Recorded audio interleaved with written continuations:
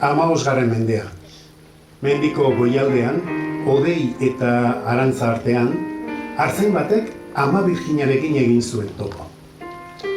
Galdera batek hautsi zuen isiltasuna. Arantzan zu? Zu Arantza artean? Eta une horretan, Arkaitzaren eta zeruaren artean, Arantzazu jaio zen. Harrizko santutegi altua, fede eta erromesaldi lekua, otoitz isilen lekuko, garai zailetan erresistentziaren testigu, amore ematen ez duen itxaropenaren lekuko. Mende batzu geroago, dena galtzen ari zela zirudienean, 20. mendean, Arantzazu berpiztu egin zen.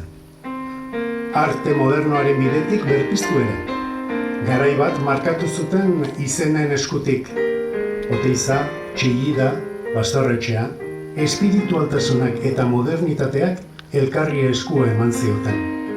Fedeak forma berria hartu zuen.